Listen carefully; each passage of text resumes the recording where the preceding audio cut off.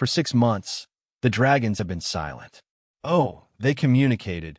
Complex patterns of color shifts across their scales, harmonic frequencies beyond human hearing, pheromone signals that the society's instruments could barely detect. They spoke to each other constantly. They spoke to the krill scientists, to the crystalline researchers, even to the station's AI systems, but never to humans. Director Veltrax had theories. Dr. Shalix had hypotheses. The Galactic Linguistics team had compiled a 400-page report concluding that dragons found human vocal patterns conceptually dissonant with their communication matrices. In simpler terms, humans were too weird for dragons to bother talking to. Marcus Webb didn't care much about the theories. He just brought Emma to work on Saturdays like he always did since the daycare closed. She was 2 years old now, fearless and curious, with her mother's dark curls and his stubborn chin. Pickle! Emma shrieked with delight, pressing her face against the nursery observation window. The Crimson Dragon, officially designated Specimen Alpha 1, but still Pickle to everyone who mattered, raised his head from where he'd been dozing. At 6 months old, he was the size of a large dog, his scales gleaming like polished rubies. The other 4 hatchlings were nearby. Emerald, Emma called her Emmy, Sapphire, Sapphy, Gold, Goldie, and Violet, Vi6. Pickle moved to the window, his galaxy swirl, eyes fixing on Emma. His scales shifted through patterns, greeting sequences, the scientist said. Emma put her palm against the glass. Pickle matched it with his claw. Daddy, Pickle won out, Emma declared. The dragons need to stay in their habitat, sweetheart. Marcus said, not for the first time. But Pickle, my friend. Marcus glanced around. The observation deck was empty. Most staff took Saturdays off. How about we go inside for a quick visit? Just 5 minutes. Emma was already running toward the airlock. Inside the habitat, Emma toddled straight to Pickle with the confidence of someone who'd never learned to fear anything. She'd been visiting since she was 18 months old, had watched them grow, had shared her snacks through the feeding ports. To her, they weren't ancient legendary creatures. They were just her dragons. Pickle. She threw her tiny arms around his neck.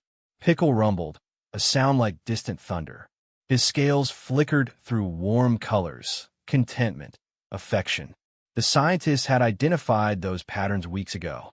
Emma pulled back and patted his snout. You my uncle, she announced with the absolute certainty of a toddler naming her world. Uncle Pickle. The habitat went completely still. Every dragon's head snapped up. Their scales shifted to colors the database had never recorded. Something between silver starlight and deep space, shot through with aurora patterns. The air itself seemed to hum with a frequency that made Marcus's teeth ache. Then Pickle spoke. Uncle, the dragon said, the word perfectly formed in Emma's high, childish voice. Uncle Pickle. The second generation was different. Pickle and his siblings had bonded with humans, specifically with Marcus and Emma, but their offspring were wild in a way the first generation never was. Born to dragons who remembered their instincts, who carried genetic memories of Draken Prime's volcanic wastes, the 15 cubs were magnificent and feral. They hissed at researchers. They scorched drones with experimental fire breath. They bit, scratched, and categorically refused handling. Even their parents couldn't always control them. They need socialization, Director Veltrax insisted during the emergency meeting. In 3 months, they'll be too large to manage safely. If we can't establish trust protocols, we'll have to separate them, Dr. Shalix finished quietly. Isolated habitats. It's not ideal, but... No. Marcus stood from his seat in the back. He wasn't officially part of these meetings. But after 3 years, nobody questioned his presence. You can't isolate them. They're babies. They're scared. They're dangerous, Veltrax countered. Last week, one nearly set fire to the observation deck because someone startled her with a scanner. She's 3 months old and everything around her is strange and loud, and Marcus stopped. Let me try something. Marcus. Emma's been asking to meet them. The cubs know her scent. They've heard her voice through the walls. He met Veltrax's compound eyes. 1 hour. That's all I'm asking. The following Saturday, Marcus and Emma stood outside the nursery habitat, a sprawling space designed to mimic Draken Prime's terrain. Through the reinforced glass, the cubs tumbled and fought, their scales flashing with aggressive colors. They were beautiful and terrifying, each the size of a golden retriever. "They look mad, Daddy," Emma said. She was 4 now, tall enough to reach the door controls she definitely wasn't supposed to touch. "They're not mad, sweetie. They're scared." "Of what?" "Everything they don't understand." Marcus knelt beside her. "Remember when you started preschool? How you didn't want me to leave?" Emma nodded solemnly. "Same thing. These babies don't know if they're safe, if people will hurt them. If—" He paused as Emma's hand found his. "They need a friend who's not scary." "I'm not scary." "No, you're not." They entered through the airlock, and immediately 15 pairs of eyes fixed on them. The cubs went silent, a bad sign. Their scales shifted to warning colors: deep red, electric blue, venomous green. "Hi, babies," Emma said softly, sitting cross-legged on the warm stone floor. "I'm Emma. Your mommies and daddies are my uncles and aunties." The cubs didn't move. Several growled, low and threatening. Marcus started to reach for Emma, but she shook her head. "It's okay, Daddy. They just don't know me yet."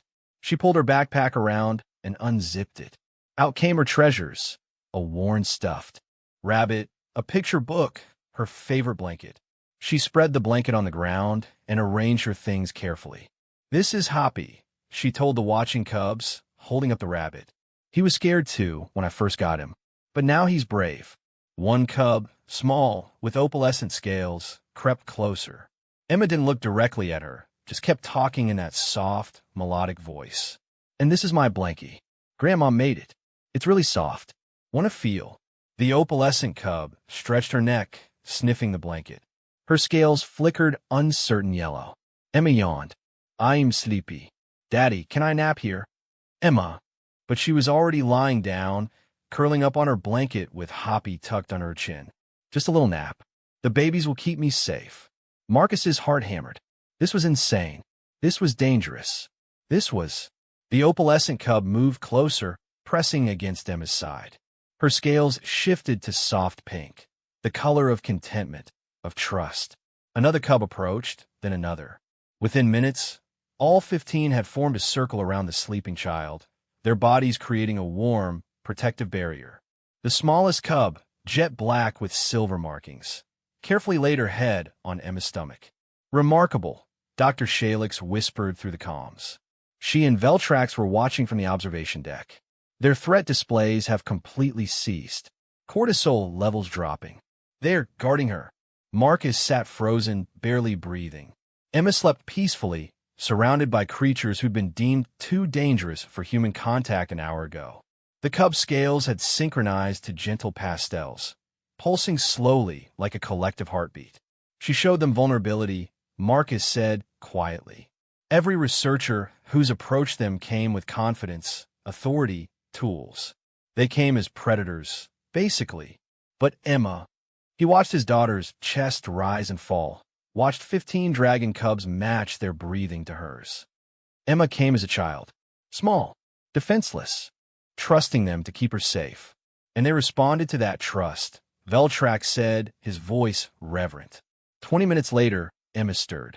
The cubs didn't scatter. They nuzzled closer, chirping softly. She sat up, rubbing her eyes, and found herself in a nest of dragons. "Hi, babies," she said, smiling. "Did you keep me safe?" The opalescent cub pressed her snout into Emma's palm. "Safe," the cub said, her first word. "Emma's safe. We guard." All 15 cubs echoed it, their voices creating harmony. "We guard. We guard. We guard." Emma hugged the opalescent cub. "And I'll be your friend. Forever and ever." From that day forward, the cubs accepted handling, but only from people Emma introduced. Only from those she deemed safe. The second generation learned what their parents already knew, that trust wasn't given to the strong or the clever. It was given to those brave enough to sleep vulnerable in a nest of dragons, believing in their goodness. Emma taught them that.